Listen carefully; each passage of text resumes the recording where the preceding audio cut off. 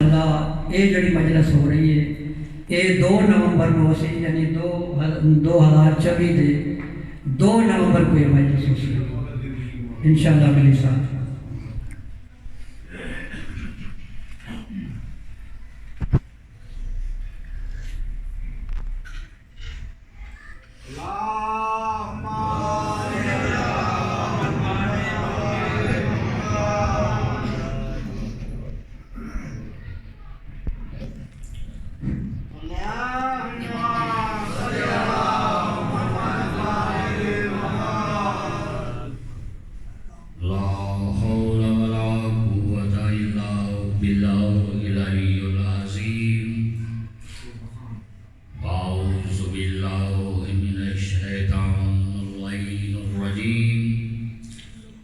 بسم اللہ الرحمن الرحیم الحمدللہ رب العالمین الرحمن الرحیم مالک یوم الدین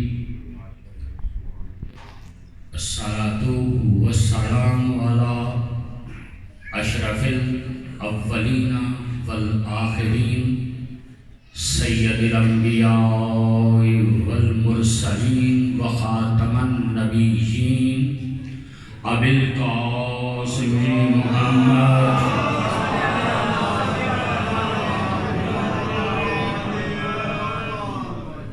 وآلہ طیبین الطاہرین المعصومین المظلومین المنتخبین اما بعد قال اللہ تبارک و تعالی فی کتابہ المجید و فرقانہ الحمید بسم اللہ الرحمن الرحیم کل نفس ذائقۃ الموت صلوات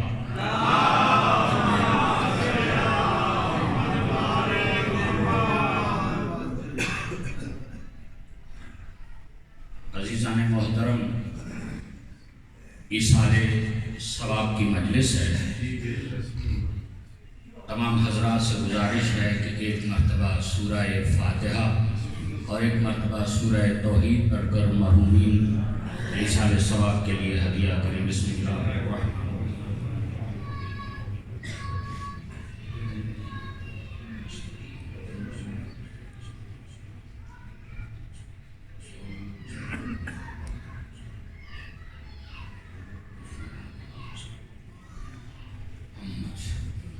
صلوات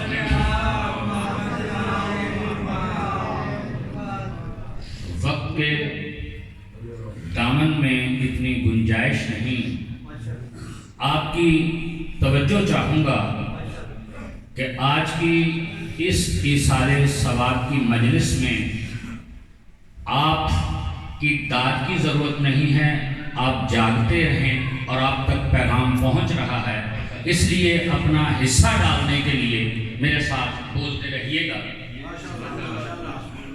سامعین و ناظرین گرامی قدر مجلس کا معنی و مفہوم ہوتا ہے کہ جہاں کچھ لوگ مل بیٹھ کے کسی بات پہ کسی ایجنڈے پہ کسی موضوع پہ کسی مقصد پہ تبادلہ خیالات کریں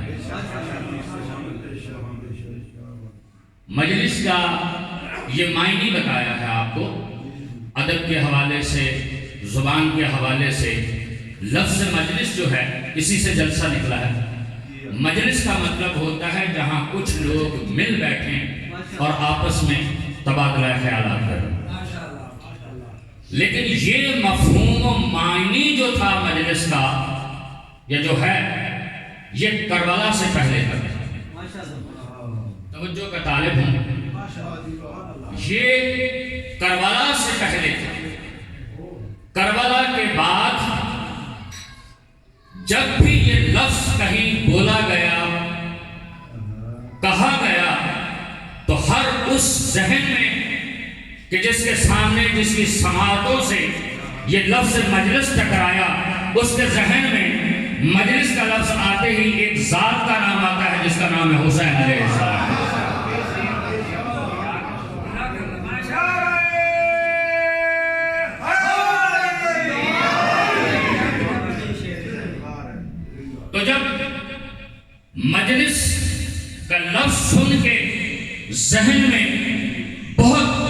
نئی بات اور ایک لمحہ فکریہ ہے اس وقت جو نئی فکر اور سوچ آپ کو دینا چاہتا ہوں کہ یہ اہل بیت علیہ السلام کی زوات مقدسہ آج پوری دنیا میں تبدیلی کی بات ہو رہی ہے، اور بالخصوص چند سالوں سے ہمارے ملک میں ایک تبدیلی کی نعرہ ہے، ایک آواز ہے، شور و غوغا ہے۔ تو بتانا یہ چاہتا ہوں تبدیلی کہتے کسے ہیں؟ لفظ مجلس کہ جس کا مطلب تھا چند لوگوں کا آپس میں بیٹھنا، یہی حقیقی ہے، صحیح ہے لغت کے اعتبار سے۔ اس لفظ کی حقیقت کو جس نے تبدیل کر دیا اس کا نام حسین علیہ السلام ہے۔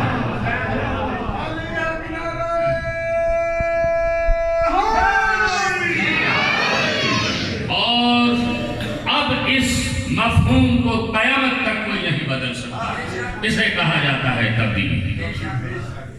یہ ہے وہ گھرانہ جنہوں نے دنیا میں ایسی تبدیلی پیدا کی، اب کسی تبدیلی کی ضرورت ہی نہیں ہے، صرف ان کو سمجھنے کی ضرورت ہے۔ ایک شروع سے کرتا ہوں، ایک لفظ ہے محبت۔ ان کی جو جد ہے سرکار ختمی مرتبت محمد مصطفیٰ صلی اللہ علیہ وآلہ وسلم، ان کے آنے سے پہلے محبت کا معنی و مفہوم کچھ اور تھا۔ جیسے میں نے عرض کیا نا مجلس کا معنی و مفہوم، اور وہ معنی و مفہوم محبت کا کہ بندے کی اپنے رب سے محبت کا جو انداز تھا وہ دنیا میں سرکار ختمی مرتبت کے تشریف لانے سے پہلے کچھ اور تھا۔ تاریخ میں اپنی طرف سے کچھ بات نہیں کہہ رہا، نہ تاریخ کی، قرآن میں اس شخصیت کو اللہ نے اپنے پاک کلام میں تعارف کرواتے ہوئے اس کو خلیل کا لقب دیا ہے کہ وہ اللہ سے محبت کرنے والا بندہ کہ جو اس درجہ کمال تک پہنچے کہ پروردگار کی طرف سے اس کو خلیل کا لقب مل جائے۔ اور خلیل اللہ سے محبت کرنے والا، بندوں میں سے اپنے رب سے محبت کرنے والا اس درجہ کمال تک پہنچتا ہے کہ اسے خلیل کا لقب ملتا ہے۔ مگر جیسے ہی سرکار دو عالم صلی اللہ علیہ وسلم اس دنیا میں تشریف لاتے ہیں تو اس محبت کا مفہوم ہی چینج ہو جاتا ہے، تبدیل ہو جاتا ہے۔ اب کیا ہے، خلیل کی جگہ بہت مختصر کر رہا ہوں، میرے سامنے ماشاءاللہ بہت ہی اچھا متبر پروفیسر صاحب علم و دانش صاحب فہم و ادراک لوگ بیٹھے ہیں، اور ہماری عمروں سے بھی زیادہ اس عزاداری کو سننے والے بیٹھے ہیں۔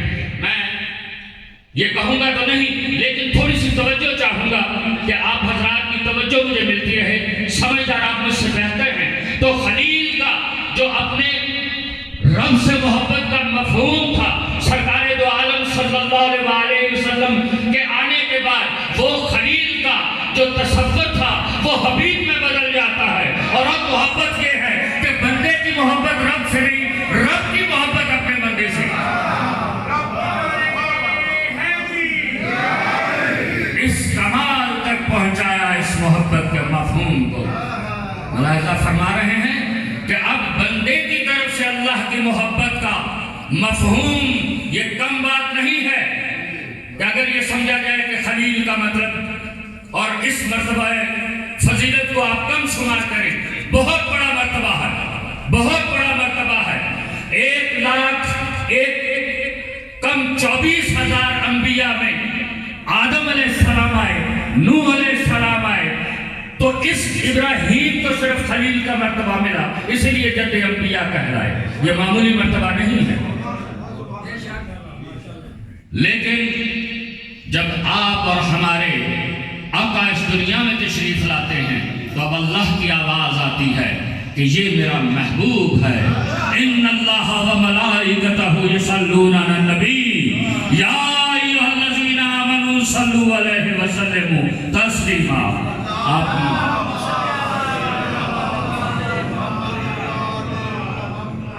میں بھی اس محبوب پہ درود پڑھتا ہوں اور میرے ملائکہ بھی درود و سلام پڑھتے ہیں۔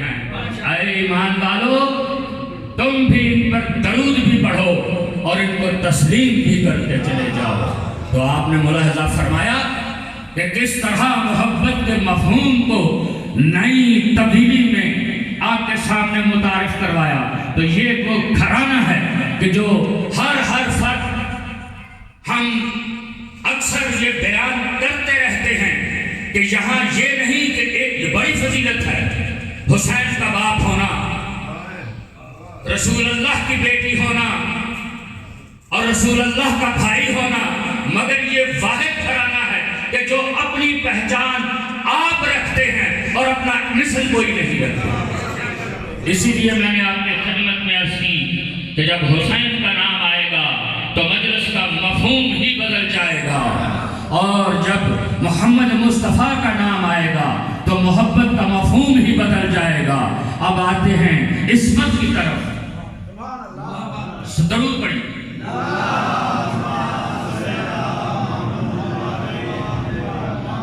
یہ نہیں تھا کہ اس گھرانے سے پہلے عصمت و طہارت نہیں تھی، عصمت تھی، اور قرآن نے ایک بی بی کو بتول کہا۔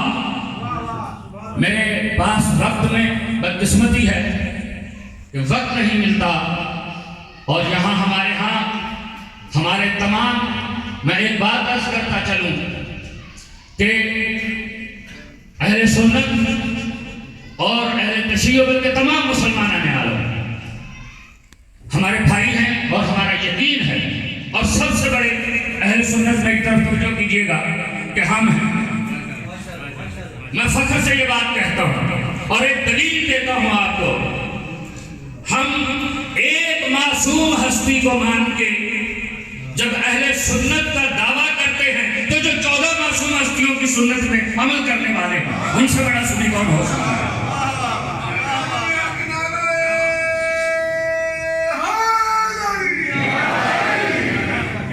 تو عرض کرتا چلوں، عصمت کی بات آئے گی تو قرآن نے ایک ہستی کو بتول کہا، مگر وہ بتول کہ جب بچے کی ولادت کا وقت آتا ہے، معمولی بچہ نہیں ہے، اللہ کے بھیجے ہوئے نمائندوں میں سے 1,24,000 انبیاء، ان میں 313 رسول، اور ان میں 6 اولو العزم پیغمبر، اور ان میں شامل ہے جس کے نام کا کلمہ پڑھا جاتا رہا ہے، جس کو لوگ یسوع مسیح کہتے ہیں، جو ٹھوکر مار کے مردوں کو اٹھا دیا کرتا تھا، اس کی والدہ ہے جس کو قرآن بتول کہتا ہے۔ لیکن وہ بتول جب بچے کو پیدا کرنے کا وقت آتا ہے تو اللہ کا حکم آتا ہے کہ اے بتول تو میرے گھر سے باہر ہو جا، لیکن وہ بتول ہے جس کو آپ کے نبی کی بیٹی ہے کہ جو ظہر کے بعد امام حسن کا ظہور ہوتا ہے، ولادت ہوتا ہے، اور عصر کے ٹائم پہ مصلی نماز پہ کھڑی ہوتی ہے،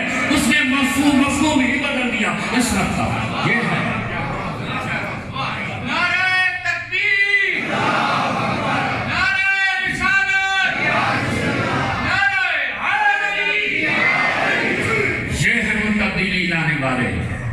جنہوں نے محبت کا مفہوم بدل کے رکھ دیا، جنہوں نے عصمت پہلے بھی تھی، سارے نبی پاک و طاہر تھے، معصوم تھے اور معصوم ہیں، لیکن دیکھیں اسی لیے یہ بات ہے کہ قرآن میں کسی کے لیے انما یرید اللہ لیذھب عنکم الرجس کی سند نہیں آئی ہے، مگر ہؤلاء اہل بیت، یہ ہیں وہ محمد و آل محمد کہ جو پاک و طاہر ہیں، جن سے رجس کو ہمیشہ کے لیے دور رکھا جاتا ہے۔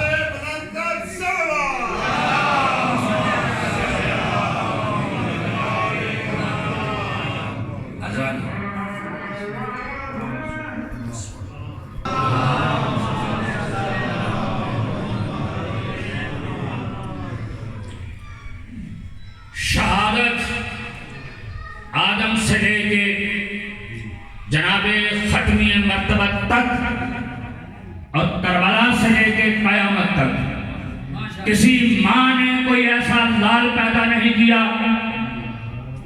نہ صحابہ کی صف میں، نہ ولیوں کی صف میں، نہ نبیوں کی صف میں کوئی نظر آتا ہے کہ کسی کی گردن کاٹ کے دھڑ کہیں پڑا ہو اور نیزے کی نوک پہ قرآن پڑھتا ہو. حسین نے بتا دیا کہ ہم سے سیکھو سخاوت کیا ہے، شہادت کیا ہے، عصمت کیا ہے، شجاعت کیا ہے. الضربۃ فی یوم الخندق افضل من عبادت ثقلین. ایک دن کی ضربت عمر بن عبد کے خلاف ثقلین کی عبادت سے افضل ہے. یہ ہے وہ مفہوم و پھرانا کہ جنہوں نے ایسی تبدیلی رونما کی. اپنی مثال آپ ہیں، جس کو بھی آپ دیکھیں گے. تو برادران اسلامی، میں افسوس ہی کر سکتا ہوں کہ جب ہم علمی گفتگو کرتے ہیں تو آپ کے پاس وقت ہونا چاہیے، لیکن جتنے بھی چند ساعتیں میرے پاس ہیں، چونکہ اصالِ ثواب کی مجلس ہے، میں اپنے مضمون کو میں نے سمیٹ لیا، ختم کر دیا. چند باتیں آپ کی خدمات میں عرض کرنا چاہوں گا، اور خاص طور پہ جو ہمارا نوجوان طبقہ ہے، تمام شیعہ سنی بھائی، بلکہ میں یہاں پہ تو ایک بات کیا کرتا ہوں کہ یہ حسین علیہ السلام کی مجلس جو ہے، یہ ایک درس ہے، باقاعدہ یونیورسٹی ہے. اللہ وحدہ لا شریک ہے، کل کائنات کا خالق و مالک و رازق ہے. محمد صلی اللہ علیہ وسلم رحمت للعالمین کا تمام عالمین کے لیے رحمت بن گیا ہے. علی کی ولایت کے لیے کافی ہے کہ جب ہم زیارات پڑھتے ہیں تو زیارت میں امام الانس والجن پڑھتے ہیں. انسانوں کے لیے نہیں، ایک گروہ کے لیے نہیں، شیعوں کے لیے نہیں، سنیوں وہابیوں کے لیے، یہ جن و انس کے لیے حاجی ہیں، پوری کائنات کے لیے حاجی ہیں. تو یہ وہ گھرانہ ہے. تو یہی وہ وجہ ہے کہ یہ جو مجالس ہیں یہ بھی تمام دنیا کے لیے ہیں. کسی کلیسے میں کسی دوسرے مذہب کے لیے پابندی ہوگی، کسی مندر میں کسی دوسرے مذہب کے لیے پابندی ہوگی، حتیٰ کہ بیت اللہ میں بھی کسی غیر مسلم کا داخلہ ممنوع ہے. یہ یا تو روزہ شبیر ہے اور یا پھر مجلس حسین ہے، جو عالمین کے لیے کھلی ہوئی ہے، تمام لوگوں کے راستے کھلے ہوئے ہیں. یہ ہے عالمگیریت اور تبدیلی ہے کہ جن کا دروازہ کبھی بند نہیں ہوا. تو جب ہم اصالِ ثواب کے حوالے سے یہاں آتے ہیں تو ہم حدیث رسول مقبول صلی اللہ علیہ وسلم کے حوالے سے اپنی بات کو تھوڑا سا آگے بڑھاؤں گا کہ افضل العبادت لا الہ الا اللہ، کہ عبادتوں میں سب سے افضل عبادت اللہ کا ذکر ہے. تو وہ ہستیاں ہمیں کہتے ہو کہ یا علی مدد کہنا کہ وہ ہستیاں کہ جن کا ذکر عبادت ہو جائے. کون ہے کہ جن کا نام لینا عبادت ہو؟ الذکر علی عبادہ اور الحب علی عبادہ. علی کی محبت بھی دل میں رکھنا عبادت ہے. تو یہ وہ گھرانہ ہے جو عصمت میں اپنی مثال آپ ہے، جو شجاعت میں اپنی مثال آپ ہے، اور جو شجاعت میں اپنی مثال آپ ہیں. تو نیزہ میں یہ قرآن پڑھ کے شبیر نے ثابت کر دیا. میرے نانا نے کہا تھا اور میرے بابا کے لیے کہا تھا کہ الحق ما علی و علی ما الحق، القرآن ما علی و علی ما القرآن. یہ دیکھو ہمارے سر تن سے جدا ہو جائے تب بھی نہ قرآن ہم سے جدا ہوتا ہے اور نہ ہم قرآن سے جدا ہوتے ہیں. ایسی تفسیر نہ کوئی کر سکتا ہے. یہ ہے وہ دروازہ محمد و آل محمد علیہ السلام.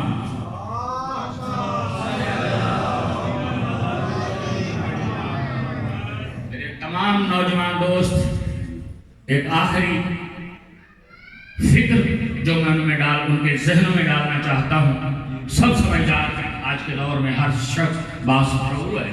جب اس سارے ثواب کی بات کی جاتی ہے تو سوال اٹھتا ہے، ہم میں سے ہی اٹھتا ہے. دو باتوں کا جواب بہت ضروری دینا چاہوں گا.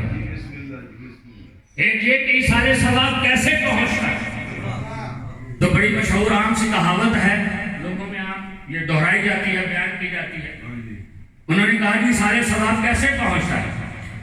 انہوں نے کہا آپ کے دادا حضور کا نام کیا تھا، دادا ابا کا؟ انہوں نے کہا جی فلاں نام تھا۔ تو انہوں نے کہا، میں وہ یہاں سے اسٹیج کے تقدس کو سامنے رکھتے ہوئے انہوں نے کوئی غلط بات کہہ دی، ناراض ہو گئے۔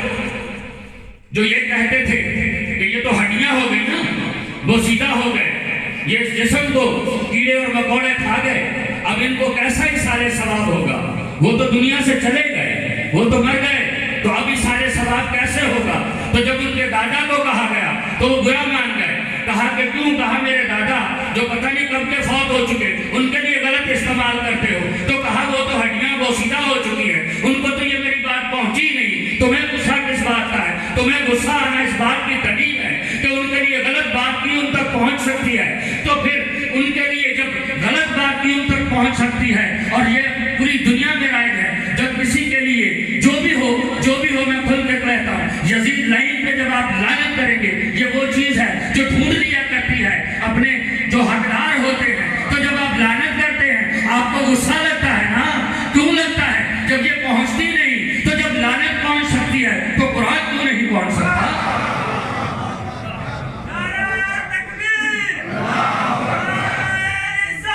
بات پہنچ رہی ہے نا؟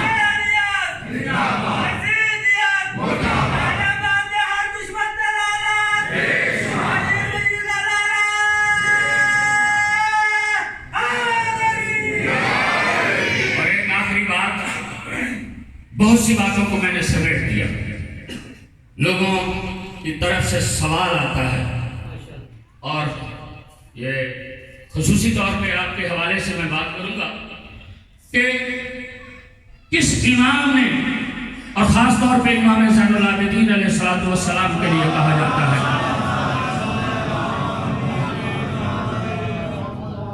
آپ جو یہ مجالس برپا کرتے ہیں، یہ نظر و نیاز کرتے ہیں، تو کس امام نے مجلس کی تھی؟ کربلا کا سب سے بڑا شاہد تو میرا مولا سید الساجدین ہے، زین العابدین ہے، تو انہوں نے کب مجلس برپا کی تھی؟ یہ سوال آج تک گردش کر رہا ہوں، لوگوں سے کیا جائے۔ 12 امام گزرے، کب انہوں نے یہ کیا؟ تو آپ کیوں کرتے ہیں؟ کسی کی سنت دکھائیں۔ برادران اسلامی انتہائی جسارت کے ساتھ جنہوں کے 6 مہینے کے بچے نہیں چھوڑے، وہ مجلس برپا کرنے دیتے تھے؟ کیا تم نے 40 سال امام کو خون روتے ہوئے نہیں سنا؟ ابھی سوال کیا جاتا ہے کہ انہوں نے کہاں اور کب مجلس برپا کی تھی؟ ان بیویوں نے جنہوں نے ساری زندگی چھاؤں میں بیٹھنا چھوڑ دیا، کیا تم نے یہ نہیں سنا؟ یہ سوال کرتے ہوئے کہ کہاں مجلس برپا ہوئی تھی؟ اور بتایا جائے، ہم عالم اسلام سے پوچھتے ہیں، تاریخ اسلام سے پوچھتے ہیں کہ کون سا ایسا معصوم تھا، کون سا ایسا امام تھا کہ جو طبعی موت جو ہے وہ اس دنیا سے گیا؟ کسی ایک کے بارے میں بھی بتائیں۔ تو کیسے برپا ہوتی مجالس؟ برپا کی جانے دی گئی تھی، اور جہاں علی کا نام، علی رکھنا بچوں کا علی کے نسبت سے جرم قرار دیا جاتا تھا، جہاں امام نسائی علیہ رحمہ کو علی کی فضائل میں کتاب لکھنے پہ کوڑے مار مار کر جیلوں میں مار دیا گیا، یہ ہماری اہل سنت کی تاریخ ہے۔ وہاں مجلس برپا کہاں ہو سکتی تھی؟ تب شروع ہوئی، کب شروع ہوئی؟ اب شروع ہوئی۔ اہل بیت رسول علیہ السلام پر جو تاریخ نے مظالم کھائے ہیں، ان تک اپنے بچوں کو پہنچنے کو دیجیے، ان کو آگہی تو ان کے بارے میں ہونے دیجیے، پھر آپ کو پتہ چلے گا کہ کہاں کیا کس دور میں کیا کچھ ہوتا رہا ہے۔ تو بہرحال اپنی مجلس کو تمام کرتے ہوئے محترم ہمارے بزرگ ذاکر تشریف لا چکے ہیں، میں صرف پاک سیدہ طیبہ طاہرہ کی بارگاہ میں حاضری کے لیے چند جملے مسائل تھے، اور وہ مسائل کوئی جذباتی مسائل نہیں ہیں، کوئی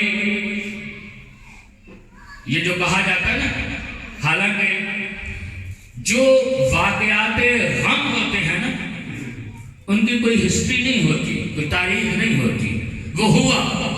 ایک بندے کو بے دردی سے بے جرم و خطا کہیں چوک میں چھریوں کے وار کر کے قتل کر دیا گیا۔ اب جیسے بھی بیان کرتے رہے، ہوا تو یہی نا۔ ایک مرتبہ یوم عاشور کو سب شہید ہوئے۔ امام عالی مقام اپنی بہن کے خیمے میں تشریف لاتے، تمام بیویوں نے گھیرا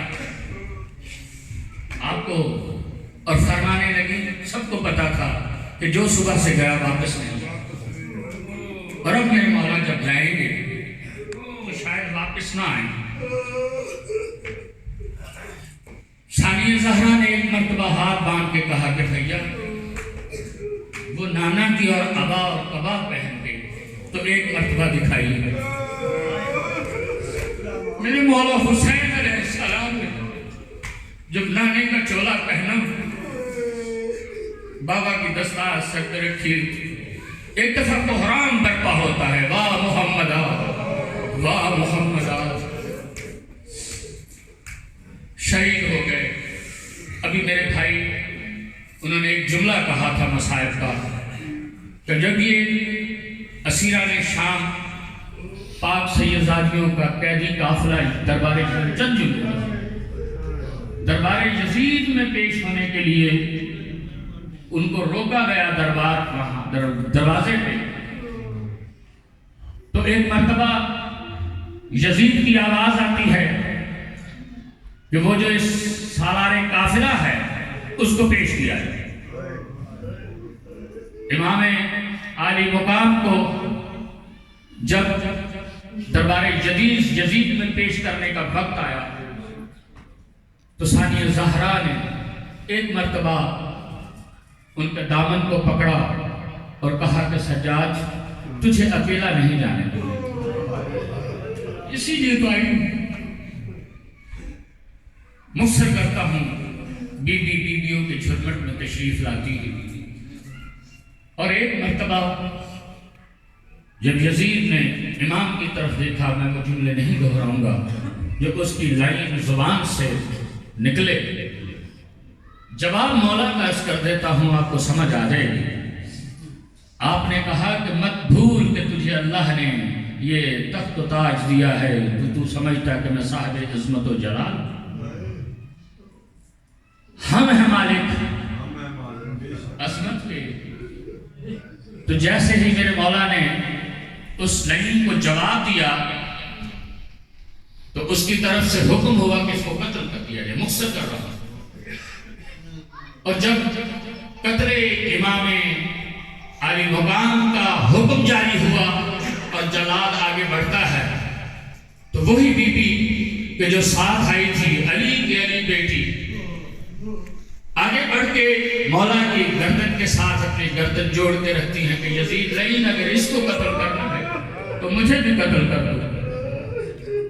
بی بی کا آگے بڑھنا تھا تو وہ کنیز در فاطمہ سلام اللہ علیہا کی کہ جس نے گھر میں بیٹھنا گوارا نہ کیا ہے، بیویوں کے ساتھ کربلا سے شام تک تشریف لائی، جن کو کبھی کبھی یہ ثانیہ زہرا علی کی بیٹیاں مفرزہ بھی کہا کرتی تھی، وہ آگے بڑھتی ہیں اور آگے بڑھ کے فرماتی ہیں کہ جب تک میں زندہ ہوں کسی کی جرت ہو سکتی ہے کہ میری پاک مخدومہ کی طرف کوئی بڑھے بھی صحیح ہو، تو حکم ہوتا ہے کہ یہ کون ہے، تو کہا جاتا ہے کہ یہ اس در کی کنیز ہے، کہا اسے بھی قتل کر دو۔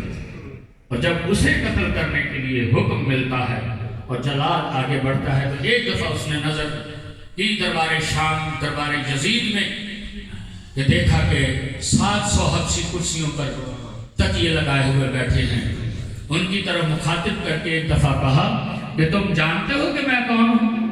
ایک جملے کی خاطر میں صرف تمہید مانگ رہا ہوں، صرف ایک جملے کی خاطر کہا کہ جانتے ہو کہ میں کون ہوں؟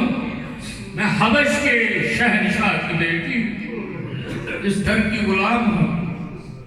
تو اس کے حبشیوں نے کہا تو اپنا تعارف کروایا، تو جب 700 تلواریں نیام سے باہر آئیں تو یزید کو سوچنا پڑا اور یہ بات تو رکی، جس کے بعد جناب سیدہ کا خطبہ شروع ہوتا ہے، لیکن جہاں سے شروع ہوتا ہے ایک مرتبہ صرف ایک جملے کی خاطر کہ ایک دفعہ بی بی نے مدینے کی طرف منہ کر کے کہا واہ محمدہ واریہ، کیا ہمارے قبیلے کا یہاں کوئی نہیں رہا؟ آج زینب کو ایک شرابی کے دربار میں پیش ہونا پڑا، لیکن اس امت رسول میں نہ کوئی ہمارا چاہنے والا باقی رہا اور نہ کوئی ہمارے قبیلے کا باقی رہا۔